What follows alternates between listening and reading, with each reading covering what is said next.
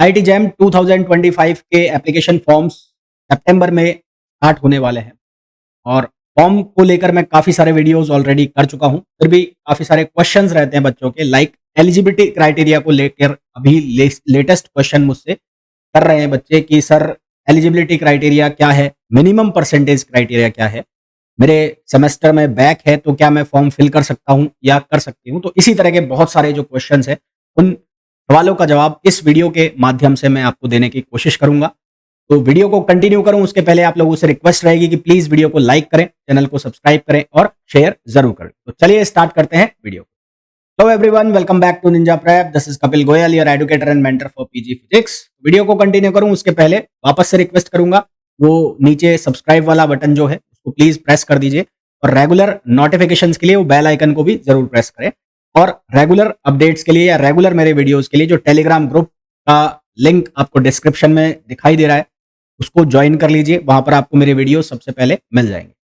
चलिए भाई स्टार्ट करें। तो एलिजिबिलिटी क्राइटेरिया को लेकर 3-4 पॉइंट है।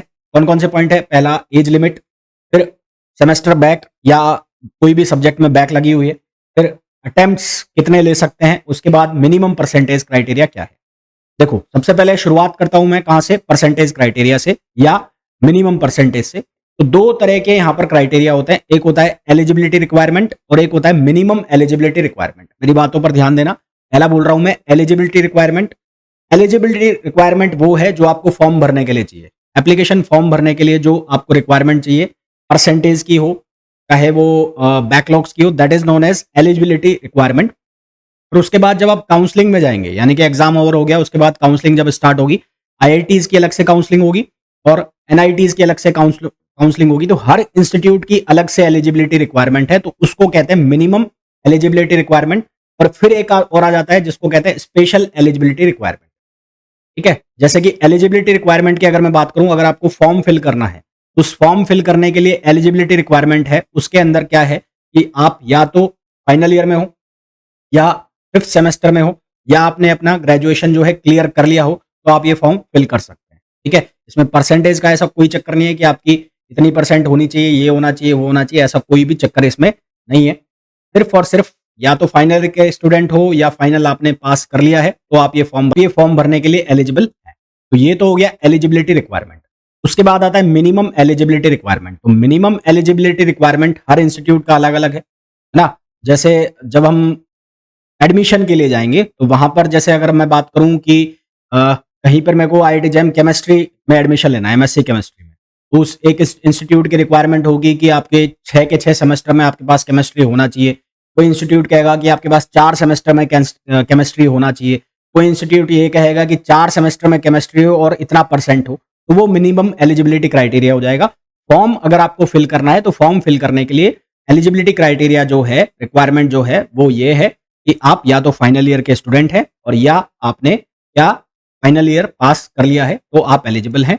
दूसरा, आप फाइनल ईयर पास आउट हो चुके हैं तो आपको जो अपना पासिंग आउट इंस्टीट्यूट है जहां से आपने पास किया है वहां का एक सर्टिफिकेट आपको चाहिए, शो करना होगा, जो कि प्रोविजनल मार्कशीट भी जिसको कहते हैं, या फिर आपको वहां से वो अटेस्टेड करा के और वो लगाना। ठीक है, तो ये तो हो गया एलिजिबिलिटी रिक्वायरमेंट। मिनिमम परसेंटेज कुछ रिक्वायर्ड होते हैं तो कोई भी मिनिमम परसेंटेज रिक्वायर्ड नहीं होते जब आप फॉर्म फिल कर रहे हैं। फिर कह रहा हूं जब आप काउंसलिंग में जाएंगे तो आपको मिनिमम परसेंटेज चाहिएगा। जैसे कि अगर मैं एनआईटी की काउंसलिंग के लिए बात करूं तो एनआईटी की काउंसलिंग में पार्टिसिपेट करना है तो उसके लिए आपको 60% होना जरूरी है। अगर आप जनरल से हैं, ईडब्ल्यूएस से या ओबीसी से हैं, और अगर एससी एसटी से हैं तो 55% होना चाहिए अगर आपको सीसीएमएन की काउंसलिंग में पार्टिसिपेट करना है। इसी तरह से आपको आईआईटीज की काउंसलिंग में पार्टिसिपेट करना है तो उसके लिए 50% या 55% का क्राइटेरिया होता है।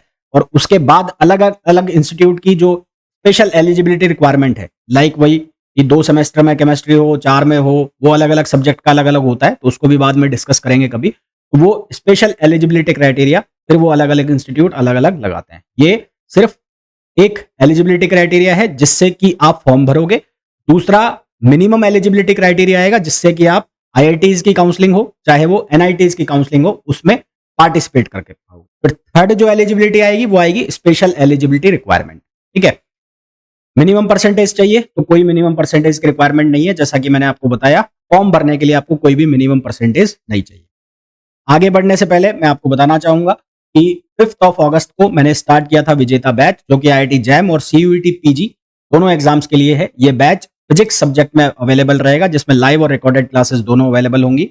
इस बैच में आपको 250 आवर प्लस का कंटेंट अवेलेबल होगा, यानी कि 250 घंटे से ज्यादा का आपको कंटेंट देखने को मिलेगा, जिसमें क्वेश्चंस भी होंगे, थ्योरी लेक्चर्स भी होंगे, सब अवेलेबल होंगे। 300 से ज्यादा आपको वीडियोस मिलेंगे, डाउट और चैट सपोर्ट पूरा रहेगा आपके पास। साथ ही साथ आपको टेस्ट सीरीज भी इसमें अवेलेबल रहेगी, दोनों ही एग्जाम की।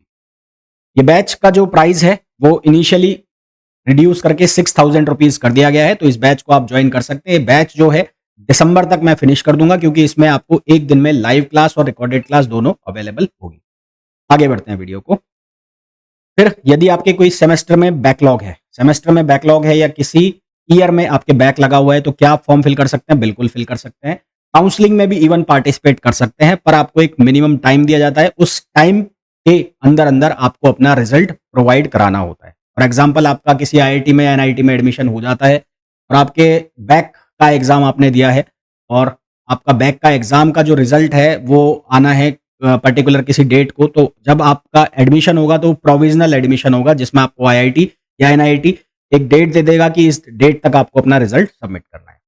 फिर आता है एनी एज लिमिट, तो कोई भी एज रिक्वायरमेंट नहीं है, यानी कि आप 40 साल के हैं तो भी आप फॉर्म फिल कर सकते हैं, आप 20 साल के हैं तो भी आप फॉर्म फिल कर सकते हैं। स्पेशल एलिजिबिलिटी रिक्वायरमेंट में वहां पर जाके कुछ एज लिमिट आ जाए कि कोई इंस्टीट्यूट कह दे कि हम 26 साल से ज्यादा वालों को एडमिशन नहीं देंगे, कोई इंस्टीट्यूट कह दे कि हम 30 साल से वालों को ज्यादा एडमिशन नहीं देंगे, तो वो एक अलग बात है। फॉर्म भरने में कोई भी एज लिमिट नहीं है।